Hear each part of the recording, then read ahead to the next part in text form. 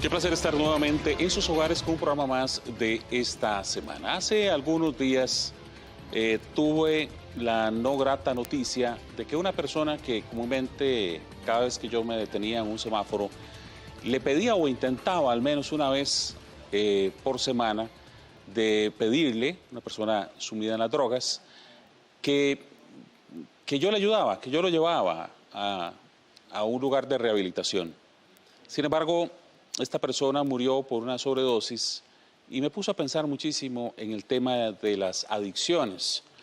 También hace pocos días acompañaba a un grupo de jóvenes que estaban en una justa deportiva y me pareció impresionante cómo se sumergen en un submundo de teléfonos y son capaces de levantarse e irse y dejar sus maletas, sus maletines. Y entonces me pone a pensar, ¿qué nos pasa? ¿Por qué estamos tan sumergidos en este tipo de adicciones? Hoy vamos a hablar exactamente del tema de las adicciones. Y para hacerlo, me complace presentarles a tres especialistas. Inicialmente, a la licenciada Priscila Espano Carazo, especialista en adicciones, a quien le damos la más cordial bienvenida. A la licenciada o máster Paula Picado Granados, psicóloga del IAFA. También le damos nuestro cordial recibimiento y a una conocida de ustedes por muchos años en este programa, por lo menos, María Esther Flores Sandoval, psicóloga. A ellas les damos la cordial bienvenida y vamos a tratar de iniciar contextualizando, como siempre lo hacemos. Vamos a dedicar unos cuantos minutos como para ver de qué se trata. Licenciada Priscila, hablamos de adicciones. Cuando hablamos de adicciones hablamos de un catálogo gigantesco, ¿verdad? ¿Estamos hablando de eso o estamos hablando o tenemos que pensar que las adicciones son una con muchas ramificaciones? ¿Cómo lo ve usted? Bueno, el tratamiento en adicciones, el primero que se diera en 1935, empezó con el alcoholismo y se veía nada más el alcohol.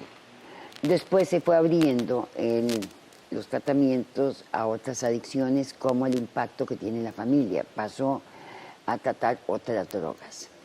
Creo que ahí se dio el primer error, como lo dice el doctor Tibut, entre las personas ya que han aportado mucho al modelo biopsicosocial espiritual, en que nunca se debieron haber separado. Porque el problema no son las drogas, es la persona. El problema está dentro de la persona. En una condición, bueno, la adicción podría verse como algo multidimensional, multifacético, es multicausal. O sea, es un problema macro.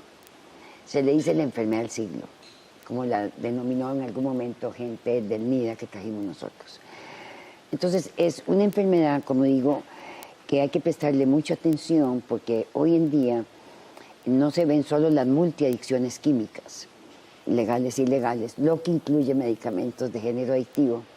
Y hago énfasis porque por ahí empezaron mis estudios, porque tuve la experiencia de que se me medicara con Tafil en una familia como la mía y muchos que hay en el país, en que tenemos una historia atrás de alcohólicos. A ver si lo entiendo. Entonces, usted también es un caso. Ah, claro. Ah, ok. Ah, claro. Okay. Yo estudié psicología. Yo estudié psicología, pero no me sirvió para adicciones, para mi persona. Yo tuve que empezar, y no digo que la psicología no sirva, por supuesto que sí sirve. La psicología sirve para cambios, para aportes de técnicas, digamos, de cambios de motivacionales, para cambios de readecuación de situaciones, para cambios que se pueda llevar la persona, inclusive para prevención a la recaída.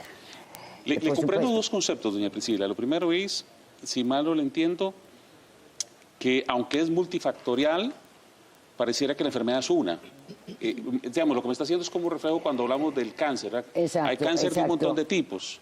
Exacto. Pero cáncer es una cosa. Claro. Ahora, ¿lo vemos así? Se veía al principio, es decir, se empezó a subdividir como enfermedades. Pero resulta que es la misma enfermedad con diferentes caras. Permítame para escuchar también a doña Paula. Esa es la síntesis que hemos hecho. Muy bien, doña Paula. su contextualización, ¿a qué nos enfrentamos? Nos enfrentamos realmente a un patrón de consumo distinto al que vimos hace muchos años, en los 50, 60, 80. Hay un cambio de paradigma desde los 80 a cuando inicia ya la ONGAS 2016, ¿verdad? Estamos hablando de los nuevos paradigmas de intervención, donde no solamente se enfoca en la enfermedad como un espectro de adicción propiamente, sino en cuáles son las necesidades de esta persona que le hacen recurrir a un consumo de sustancias. Y entonces estamos hablando que realmente el consumo de la sustancia es la punta del iceberg. El problema del por qué trasciendo en mi historia de vida a recurrir a una sustancia para poder alivianar mi pena, sobrellevar mi estilo de vida, la ansiedad, la depresión, o sea, ¿qué es lo que hay de fondo? Antes, cuando yo iniciaba hace 16 años, generalmente uno historiaba y podía ver lo que uno decía, la historia del consumo puro, ¿verdad? Donde simplemente de verdad la persona venía de una descendencia de alcohol y terminaba siendo dependiente casi por un asunto químico, bioquímico o neuronal, ¿verdad? Pero ahorita vemos bastantes factores, como decía doña Priscila, ¿verdad? Multifactorial, que nos hace pensar como país que la método de intervención no puede ser solo uno. Y hay que empezar a invertir en lo que son los programas de intervención temprana, en los programas de intervención. Porque no es posible que una persona quiera o se tenga que ser atendida cuando está en un momento de condición de calle, cuando realmente esa persona tuvo 5, 10, 15, 20 años previos. ¿Y quién del sistema lo ayudó cuando tenía 5, 6, 7, 8 años? O cuando desertó del sistema escolar, o cuando de alguna manera tuvo que enfrentar esta adolescencia y no tenía apoyo. Entonces, creo que hay que verlo desde una dimensión más amplia. Solamente no es un asunto de si tiene o no un diagnóstico, sino el por qué está utilizando la sustancia para sobrellevar su estilo de vida. Eso desde el punto de vista de las sustancias, ¿verdad? Pero hay una partecita que ahora hablaba, yo no sé cómo se le denomina, pero también está ahora la famosa adicción, por ejemplo, a las cosas electrónicas, ¿verdad? También, que esto está causando, a la tecnología, está causando una crisis y hemos visto factores en diferentes países en donde la gente no se sale del juego y coge un arma y va y mata a un montón de personas porque cree en su interior que siguen en el juego, ¿verdad? Esto también será un fenómeno bastante difícil a futuro. Maristel. Sí. Bueno, como terapeuta de familia, asumo todo lo que han aportado las compañeras y diría que lo preocupante en la familia es, tal vez en comparación a otros años, la edad, porque podemos ver que hay niños que empiezan entre los 9 años en adelante, ya pueden usar, ya usan drogas, ¿verdad? Porque vemos que en las escuelitas ya rápidamente caen los chicos en el juego del quien les vende la droga en las mismas escuelas. Eso es lo preocupante. Lo que he visto en la familia como sistema, yo lo dividiría como en dos grandes áreas. Una, la dinámica familiar, donde hay padres ya adictos, que son muchachos que empezaron, no sé, en los 80s, por ahí, que ahora son papás, no, en los 90s, que para ellos crecieron como que eso fue muy normal. Entonces los niños, en el proceso de identificación adolescente con sus padres, quieren ser tan aprobados por sus padres que entonces vamos a tener una familia con dinámica adictiva a través del ejemplo de los padres. Eso es como una gran área. Y la segunda es de aquellos padres que no lo son, pero que se enfrentan a niños, no quería utilizar la palabra, pero que comúnmente se dicen niños milenios, los chicos milenios de hoy en día, que tienen tanto conocimiento para contraargumentar a los padres, que la falta de organización familiar y la falta de límites ha llevado a que los padres no puedan controlar la confianza y la comunicación hasta que no es muy tarde y ya vemos que ya tienen droga en su bulto, etcétera. Entonces a la familia le toca una gran labor. Maristel, entramos en una fase de padres, de niños manipuladores. Ojo, porque estamos hablando de millennials y ya están los centennials. Ah, bueno, sí, ya. Que recordemos que estos van a barrer a los millennials. A los millennials. Como siempre digo yo, nosotros llegamos a los 50 y empezamos a sentir la fuerza de los millennials, ¿verdad? Los pobres millennials van a sentir a los centennials cuando están en los 30. Esto es toda una historia y otro tema.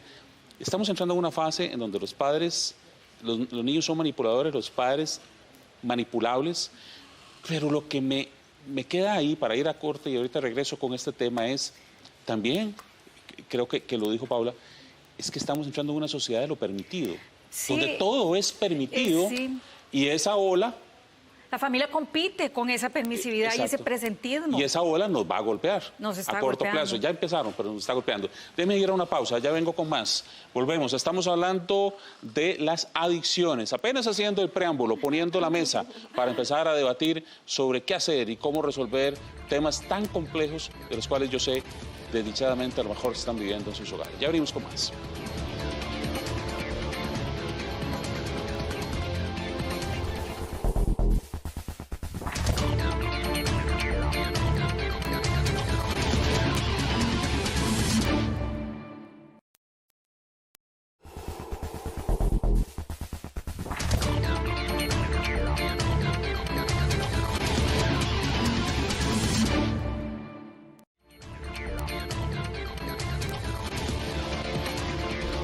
Continuamos con el programa de esta semana. Estamos hablando de las adicciones. Cuando uno se va a pausa comercial, uno dice, empiezan a surgir un montón de temas y a plantearse, y los presentes siempre en el debate comienzan a hacer referencias. Hablamos inicialmente de que el tema de las adicciones en un principio se fue desgranando y se ven como un montón de factores hasta que ahora se comienza a ver que hay una enfermedad que se llama adicciones y que tiene, igual que el cáncer, una serie de variables. Hablamos de la necesidad de invertir ahora en la prevención, nos decía doña Paula del IAFA, y nos decía María Esther también, ojo con el tema de una sociedad de lo permitido, donde todo se permite, ¿verdad? Y eso comienza a causar problemas. ¿Les parece si hablamos por lo menos de 3 puntos que en este segmento me parecen importantes? Bueno, hablemos del alcohol, que siempre está presente, ¿verdad? Me decían lo que las medicinas que recetan, que a veces cree uno que es que le están ayudando y al final termina uno complicándose. Y uno que me parece que está sobre la mesa y los papás no sabemos qué hacer, que es la adicción a la tecnología, ¿verdad?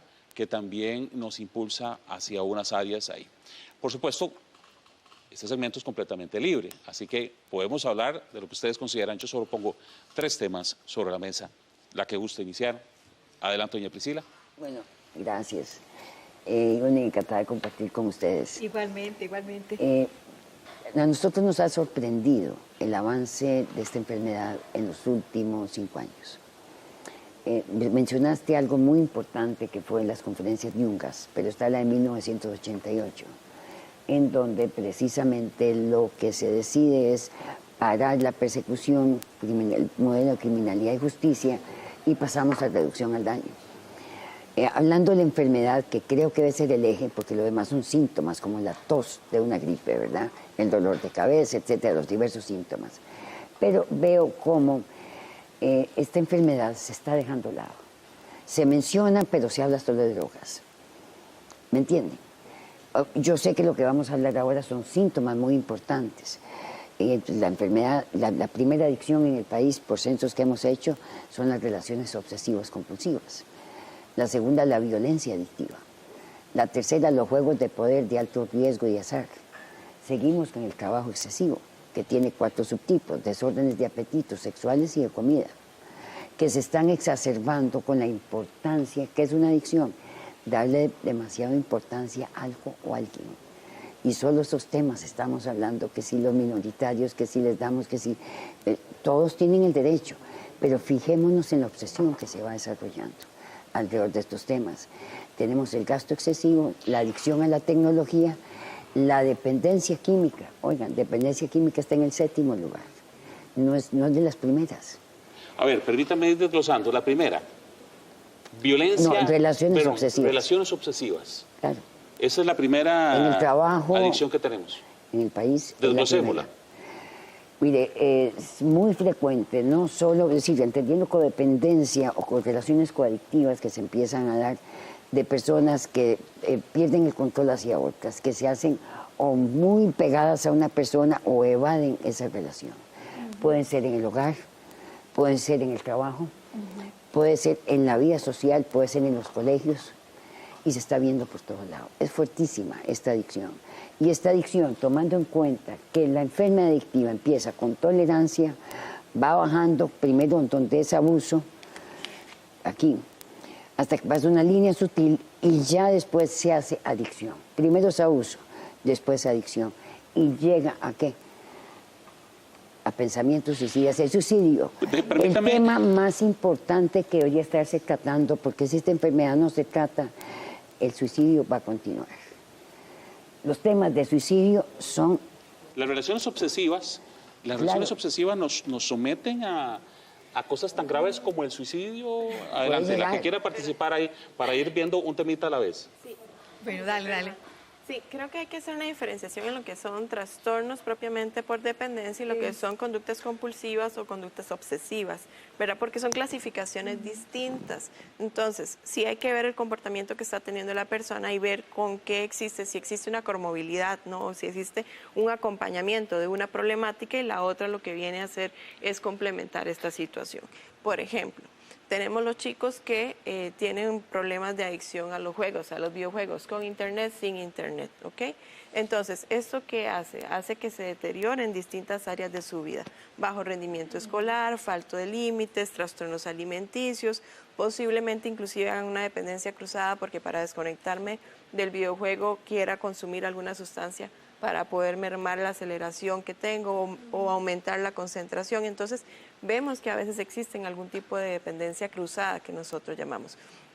Pero de fondo de esto, y lo que decía ahora la colega, es que se recalca una falta de vinculación, acompañamiento, que muchas veces se ven reflejadas en estas conductas que está diciendo doña Priscila, donde ¿qué pasa? Que el menor es producto de una sociedad controladora, compulsiva, consumista, con una muy mala educación financiera, donde tienen que recurrir las familias a hacer conductas... En donde todo es permitido. Claro, transgresoras inclusive para poder sobrevivir sobre una economía. Entonces, ¿cómo está mi esquema de valores? ¿Cómo percibo yo mi toma de decisiones? ¿Cómo puedo anticiparme cuando la gratificación siempre es inmediata? Donde mi mamá prefiere darme la tablet a dedicarme 15 minutos de juego, porque yo estoy cansada.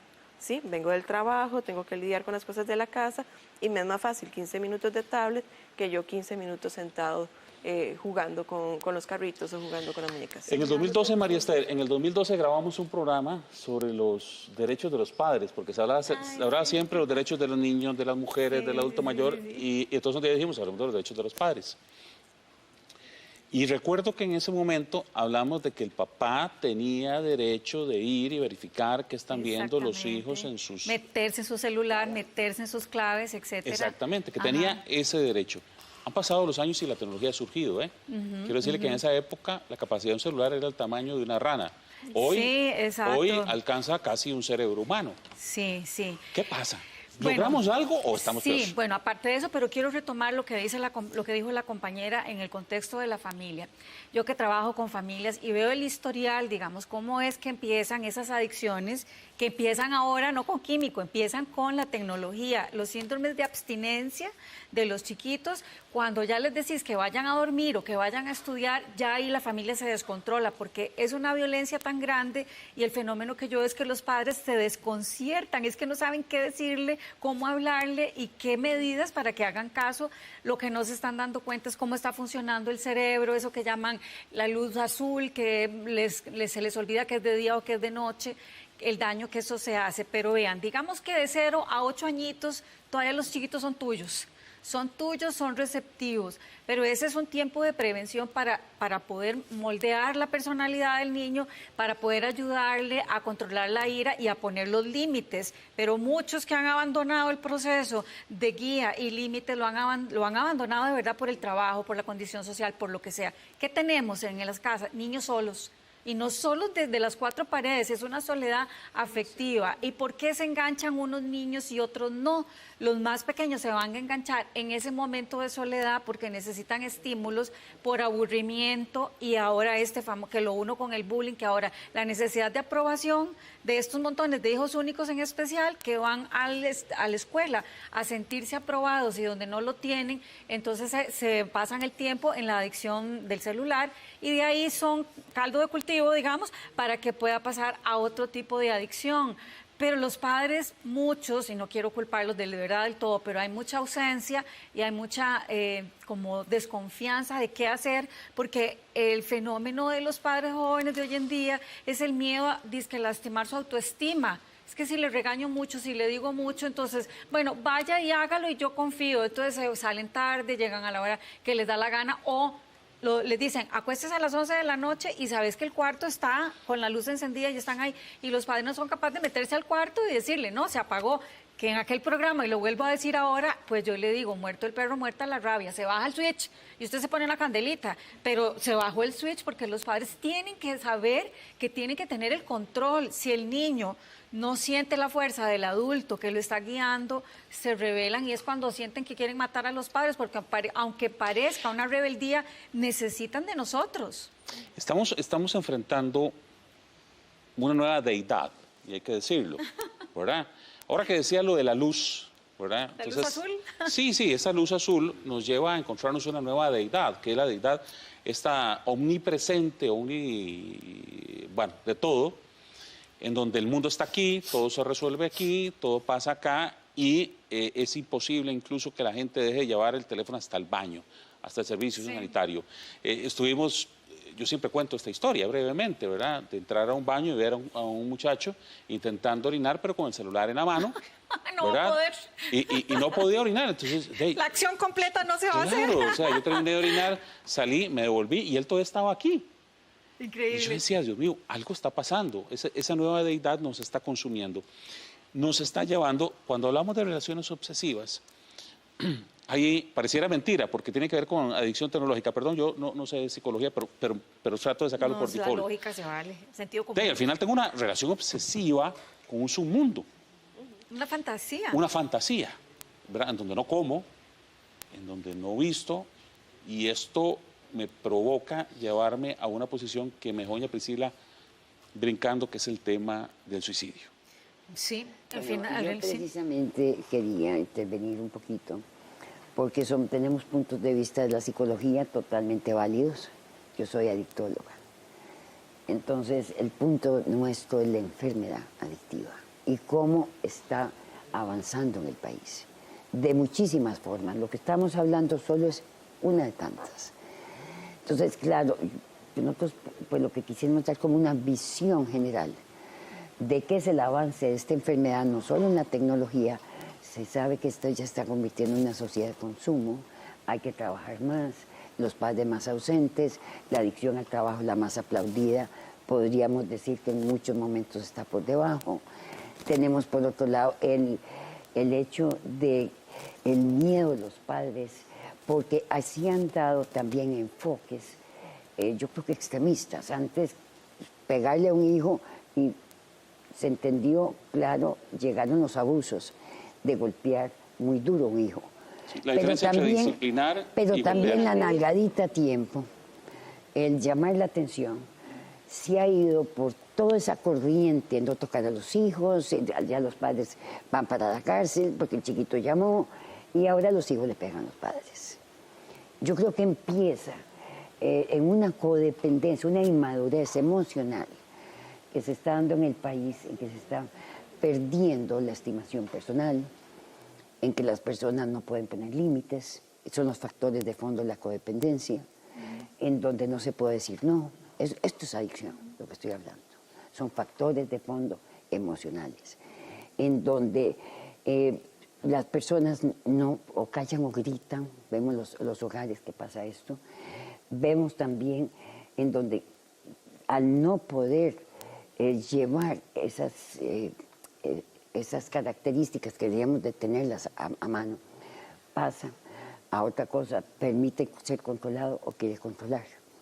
Surgen enfermedades que los médicos no logran descubrir, porque esta enfermedad en efectos psicosomáticos, hablemos de lo grande, es increíble, lo caro que es para el Estado y para las familias. Y viene por último las adicciones.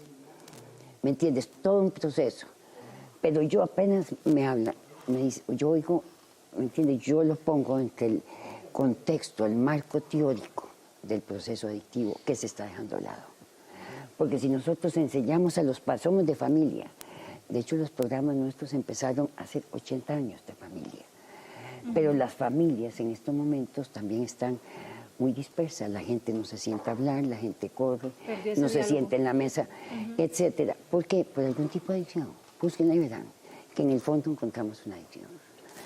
Y realmente el trabajo excesivo, como les digo, la más aplaudida está, porque también está el gasto excesivo, entonces necesita trabajo excesivo. O sea, trabajo excesivo no quiere decir la gente que necesita para comer. Paula, o sea, en un mundo de consumo, todo el mundo se excede en trabajar, se excede y no se toma tiempo para estar en familia. ¿Me brindan una pausa? Ya venimos con más. Okay. Estamos hablando de las adicciones. Por eso es que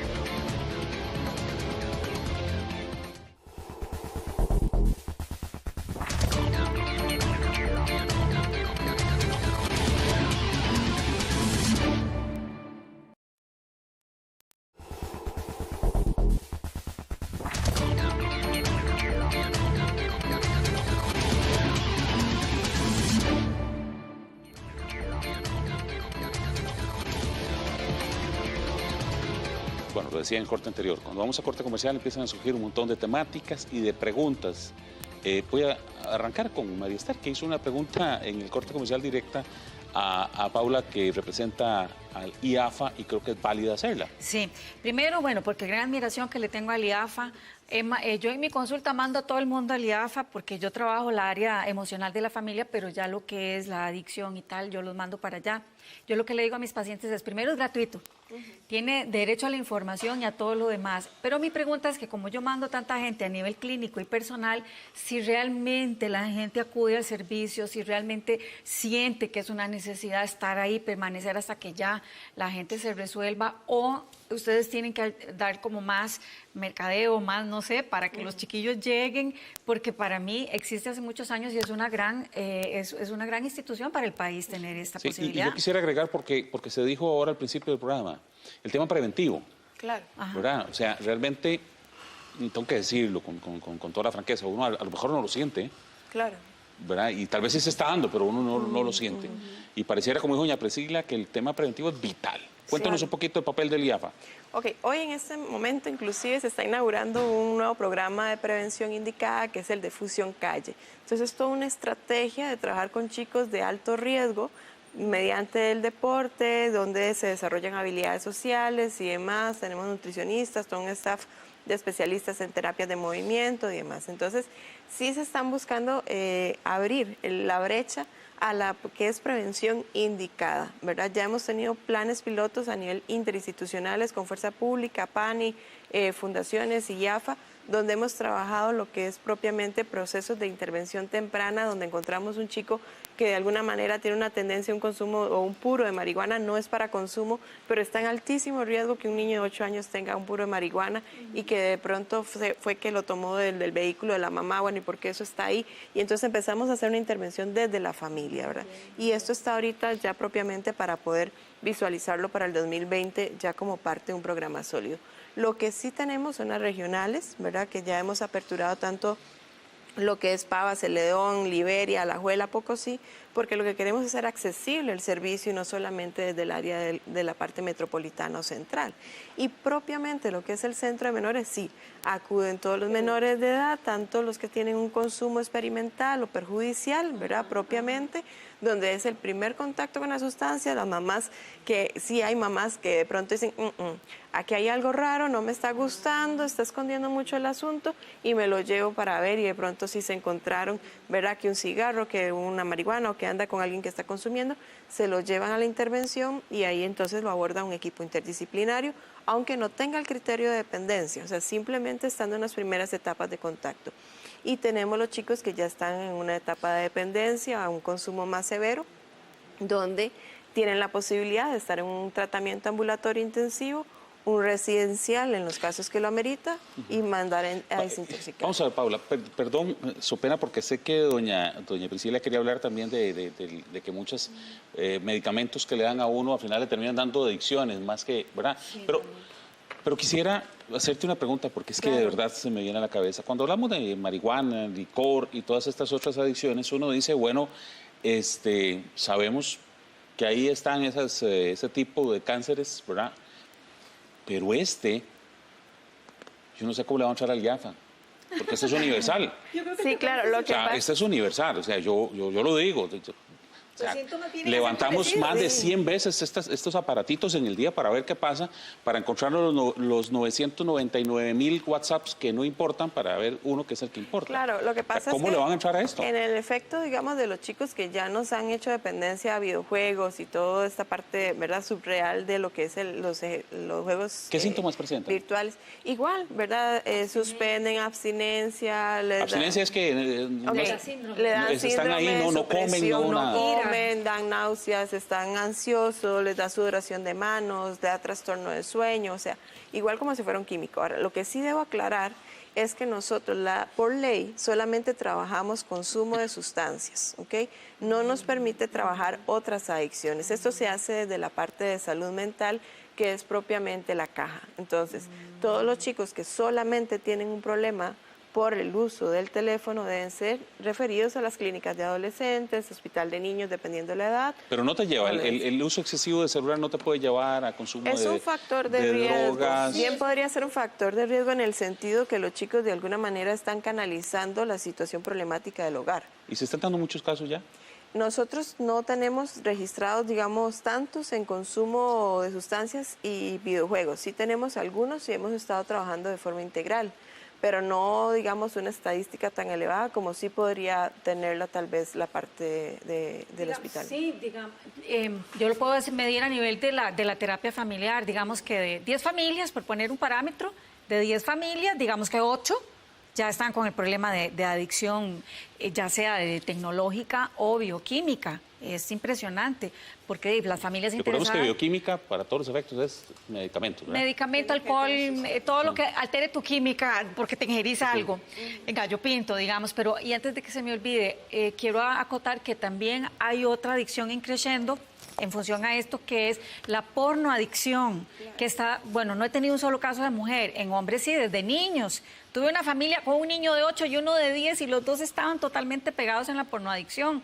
Y entonces es ya todo el descontrol de la sexualidad, una masturbación compulsiva, ahí hay un intento de suicidio porque no hay manera de poder controlar eso y se va haciendo la gama más grande. Ahí, bueno, tendríamos que referirlo entonces a la caja. Correcto. Bueno, qué dicha, porque yo, digamos, puedo contener un poquito, pero creo que tiene que haber todo el proceso de tratamiento exclusivo adictivo, ¿verdad? Que son los síndromes de abstinencia y todo esto, la ira, pero sí descontrola a la familia, y ahí les doy la razón a los padres, están desconcertados, no saben, y nosotros los terapeutas, junto con las familias, estamos descubriendo formas en conjunto de cómo detener esto, porque es muy nuevo. Sí, inclusive en España ya hay modelos de intervención clínicas de rehabilitación propias para lo que es el juego, en la adicción al juego, ¿verdad? Ya sea con o sin internet. O sea, son protocolos propios para Me eso. quedo pensando en algo, doña Priscila. Vamos, hablamos de lo físico, de lo emocional, de lo mental. Y hace muchos años también lo hablábamos con usted de lo espiritual. Ay, sí, tiene que estar incluido Doña ahí. Priscila, ¿qué nos está pasando? Mire, yo digo que se están perdiendo el modelo nuestro. Yo soy del modelo Minnesota y somos de los 12 pasos y somos multiadicciones, ya lo dije. Si no es que tratamos solo las químicas, no.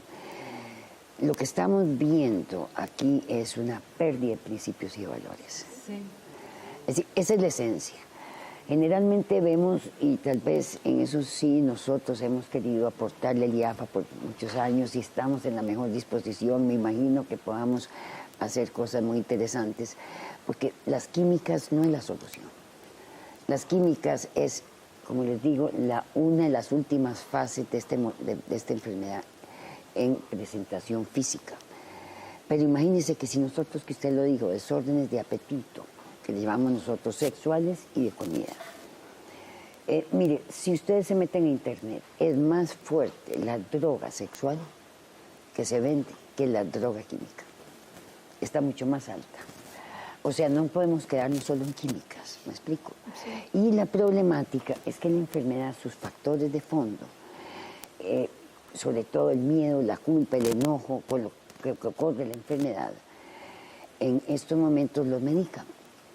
Entonces, ahí viene la problemática que nos la mandan a nosotros. Nosotros somos de prevención, de atención y de seguimiento y desórdenes concurrentes. ¿Y qué es lo que vemos? Que nos llegan las personas chiquitos, de 8 años medicados con fluoxetina, con tafil, con una serie de los panes que le llaman diazepam, lorazepam. Entonces, ¿cómo vamos a tratar una enfermedad que generalmente detrás de un adicto, y pueden hacer el censo ustedes, hay un alcohólico, a que lo encuentran? Si usted tiene con cualquiera de las adicciones que estamos viendo, buscamos abuelos, bisabuelos, tíos, primos, van a encontrarse un alcohólico. Saben que en el fondo es el alcoholismo. ¿Es la raíz? Es el coísmo. Es más, nosotros le llamamos a relaciones coadictivas las botellas con piernas. La gente se embriaga con personas. Pero encontramos hogares donde ya viene esta enfermedad transgeneracionalmente, en formas de pensar, sentir y de actuar. Y ha llegado a una desmoralización en este momento que lo está promoviendo también, dizque los derechos humanos. Si el derecho humano primero es la salud, y si no hay tratamiento de esta enfermedad, ¿dónde está el derecho humano del ciudadano? Esa es mi pregunta. Y yo digo, esto puede cambiar, claro que sí. Y sabemos que va a haber en GIAFA gente muy buena del ICD, que está como director. O sabemos que yo tengo gran fe que haya un cambio positivo, a una apertura, a un conocimiento mayor. Porque ¿dónde están los estudios multiadicciones aquí? ¿Cómo van a tratar multiadicciones si no hay estudios? Sí. Claro, Yo me tuve que ir a Minnesota. Yo estudié 8 años afuera. Y todo para llegar a relacionarnos y dar lo que uno pudo haber aprendido para unirnos. ¿Me explico? Me voy a una pausa con una sensación para en el último segmento buscar soluciones. La sensación, yo cuando conversaba con algunas personas alcohólicas me decían, yo empecé tratando de salirme de la realidad, porque la realidad que tenía en contexto no me gustaba. Cuando hablo con los muchachos viendo los celulares me dicen, yo quiero apartarme de la realidad, ¿verdad? Porque no me gusta ver a papá peleando, mamá peleando. Quiero ir apartándome y al final como que todo el mundo quiere vivir un submundo que no es. Sí, de ahí la necesidad de lo espiritual, porque también si metiéramos esa fuerza de lo espiritual, hay algo más en que engancharse. Pero estamos vendiendo que ya lo espiritual no existe, independientemente de que exista Dios o no existe. Estamos vendiendo el tema de... La creen Dios, digamos, pero la espiritualidad como ser integral, como solidaridad, como ayuda para todos, como derechos. ¿Qué le parece si cerramos el tema cuando volvemos? ¿Está bien? Vamos a una pausa. Venimos para el último segmento. Estamos hablando de adicciones, estamos hablando de esa gran enfermedad que está cobrando vidas y que va a ponerse más seria cada día, en donde vamos a ver cómo le entramos a este problema a nivel país. Ya venimos con más.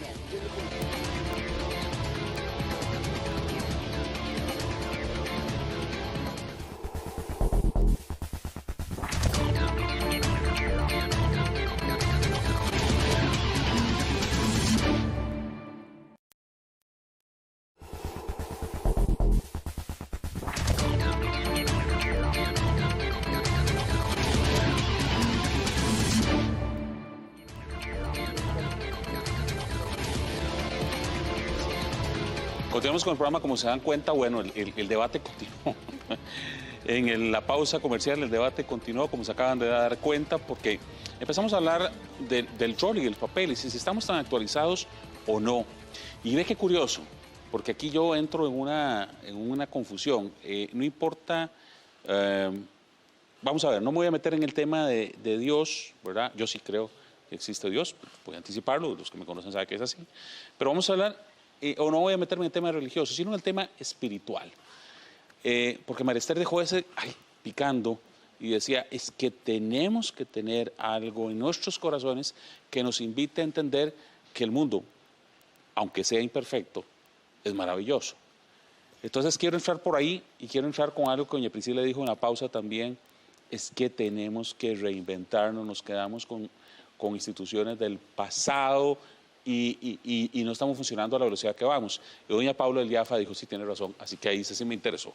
¿Verdad? Adelante, sí, María Esther. Por lo menos en mi experiencia clínica, cuando estoy con los niños, muchachos y familia, cuando sienten esa sensación, es que ya siento que no puedo más o me voy a morir y tal, intuitivamente, yo le digo, necesitamos que te enganches a algo más poderoso y tiene que ser algo espiritual. Digo, en la forma en que usted crea, si es el rayo, la piedra, no sé, lo que usted quiera, pero saber que somos personas que tenemos una energía interior más poderosa que cualquier enfermedad, más poderosa, que somos unos seres de luz, que tenemos esa fuerza adentro y que si la sacamos nos podemos salvar Pero de ¿hacia muchas dónde vamos, cosas. Marister? Porque los medios de comunicación, el cine, la televisión, todo está empujando a decirles, mire, sociedad, Sí, haga lo que sociedad quiera, pero hay una- nada espiritual ajá. existe, Pero, Alan, no.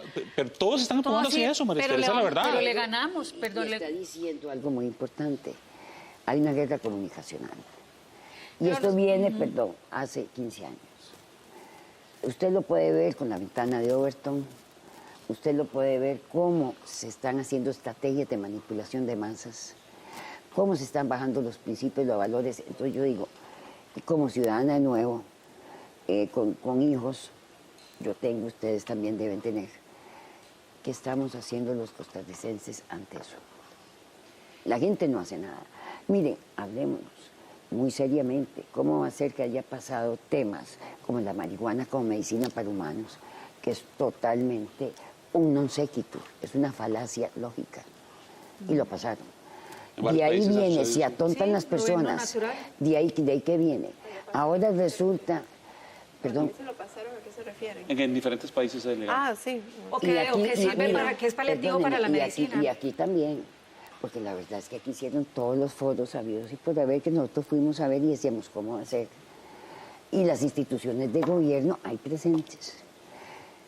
Y tenemos, perdón, hablemos las cosas como son. Usted sabe cuántas convenciones hicieron a favor de la marihuana aquí, del 2014. Sí, claro que lo sé, porque de ahí los chiquillos cuando llegan a la consulta dicen, ay, pero usted es una Claro. antigua, eso Entonces, es natural. viene la Pero por eso es que me confundo, ¿verdad? Por eso digo que el papel de IAFA no va a Yo ser no he entendido fácil. todavía.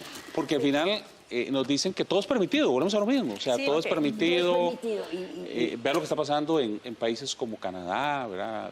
Claro, voy a hacer- zoofilia. quiero Perdón, adelante, Vanessa. Cerrar esa idea mía que si no se me va a ir. Dale, vea. dale. De, a pesar de un mundo inmerso en una propaganda, en un marketing en contra de esa naturaleza humana, sepamos que hay una fuerza interior que en algún momento nos va a hablar y que si uno quiere sale, hay capacidad de resiliencia, hay capacidad, a veces no son los macros las personas, pero a veces hay como un vecino, un terapeuta, una maestra, alguien de que los jóvenes se enganchan. Tenemos que creer todavía en que como humanos tenemos una gran capacidad de reorganizarnos y de reinventarnos. Entonces nos toca desde nuestra propia trinchera, yo como ser humano, yo como terapeuta, yo como hija, como padre, como esposa, como todo.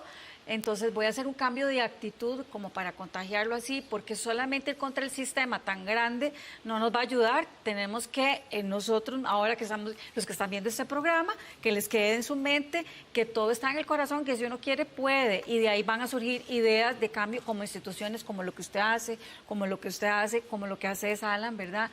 Crear conciencia desde Mira, nuestro lugar. Mira, si hay un programa que es espiritual, es el de los 12 pasos. Por Bueno, eso sí, es el claro. biopsicosocial espiritual.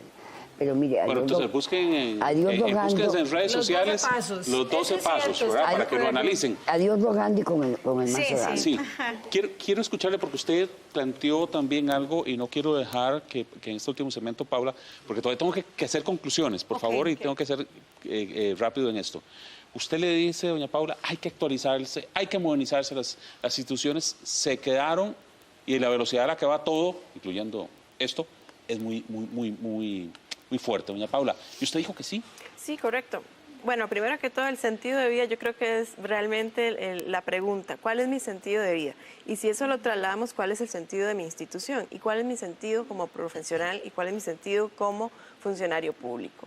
¿Qué ha pasado muchas veces? Que la agenda del líder de la institución no va con la agenda realmente de la población y no va con la agenda de los lineamientos internacionales y cobra una factura muy cara porque se hace una distorsión de la imagen, se distorsiona el mensaje y se distorsiona realmente lo que se quiere hacer desde el IAFA como institución.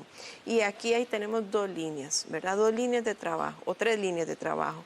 Investigación, que efectivamente hay que invertir a nivel país y trabajar de forma articulada, tanto con expediente único de la caja, por ejemplo.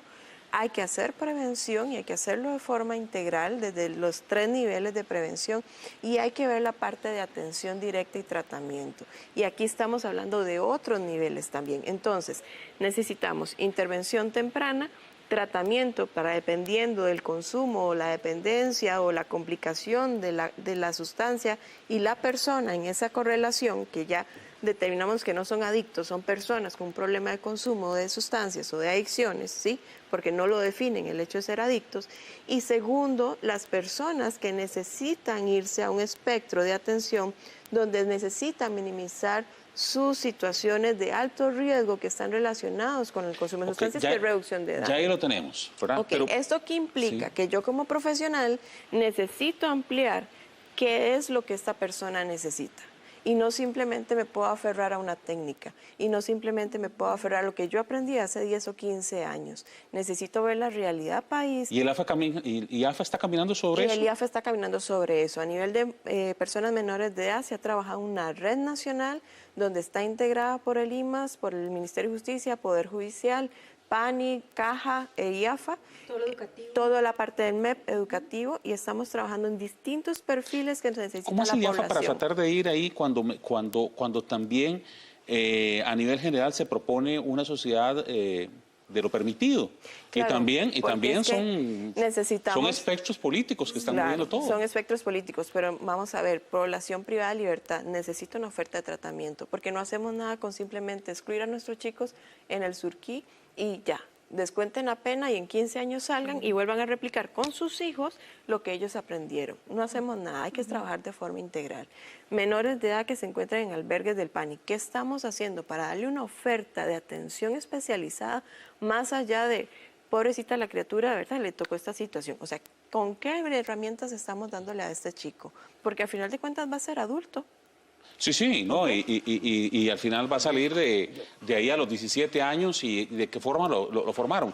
Pero, perdón, sí, claro. Mire, todo lo que está diciendo, y estoy segura, y he tratado personas, y lo estoy viendo usted también, personas excelentes en IAFA y muy profesionales. Pero el IAFA en sí tiene que cambiarse esas políticas. Sí, yo sé que muchas personas que trabajan en IAFA quieren un cambio, eso lo sé. Pero como ciudadano les digo... Claro, pero es que yo tengo 20 años de esperarlo. Y nosotros los ciudadanos estamos pagando porque se mantenga el IAFA y se mantengan ciertas instituciones. Por eso tengo el derecho, no hablo como profesional, hablo como ciudadana, que muchos están oyendo. Nosotros nos llegan del IAFA los muchachos intoxicados con medicamentos. No tenemos a dónde mandarlos. A nosotros personalmente, que somos multiadicciones, las químicas quisiéramos que las hiciera el IAFA bien, para no hacerlas nosotros. Pero no puede ser que nosotros estemos viendo, a ver, ¿dónde desintoxicamos? ¿A dónde los ponemos? Porque sabemos que la desintoxicación es con medicamentos de género adictivo otra vez. En cualquier lugar, psiquiátrico, hospital psiquiátrico... Pero ¿cómo hago una desintoxicación sin uso de medicamentos? ¿Cómo? No, es que se puede dar una estabilización, pero aquí todavía se trabajan con metadona y con medicamentos de género adictivo a una persona que sabe lo que es dependencia química. Es un factor primario, una condición primaria que causa una alergia al contacto de cualquier sustancia que cambie el estado de ánimo. ¿Cuál sería su propuesta directa para el IAFA? ¿Cuál sería su propuesta directa? Pues yo sé que hagamos una alianza público-privada que permita que les demos lo que también tenemos, y ustedes tienen mucho también.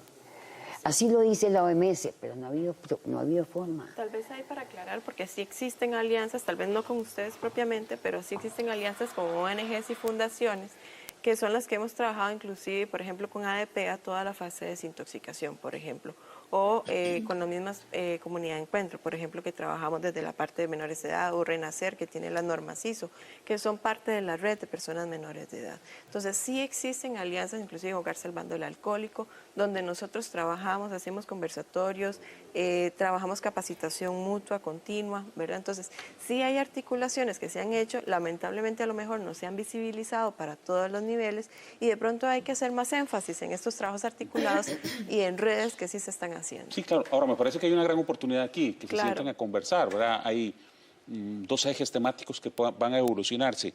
Ya me quedan muy pocos minutos, entonces, como ya las dos compañeras conversaron, Marister, tengo que preguntarte con precisión cuál es el mensaje que va hacia los padres de familia, ¿verdad? En una era en donde esta adicción, esta la adicción como tal, ¿verdad? Con todos sus conglomerados, con todo lo que esto está requieren, necesitan realmente resolver, cosas para resolver. ¿Cómo lo hacemos? Ok, dos cositas. El mensaje a la familia. Vamos a abogar al inconsciente. De 0 hasta 15 años es el disco duro del ser humano para que le entre la información. Así que yo les diría, desde prekinder, desde que están en los primeros momentos de socialización y la familia, hablarles de lo dañino que son las drogas, meterles eso desde el inconsciente para que cuando tengan 15 años puedan recurrir a aquello. Necesitan en el hogar tener más información de lo que es la problemática de las drogas, aunado a que a la gran comunicación que deben los padres tener, o entre padres e hijos, adultos y pequeños, debe abrirse más comunicación con la fortaleza de quitar la tecnología para poder conversar. Y por último, ya cuando son adolescentes, no desistan en mantener límites y no se les olvide que tienen autoridad los padres, que no tengan miedo y prevenir el tema de las drogas cada vez que salen a la calle. Decirles que cuenten con ellos, que les cuenten las experiencias de tentaciones o de que los obligaron o que lo probaron, pero que no se queden callados con esa información.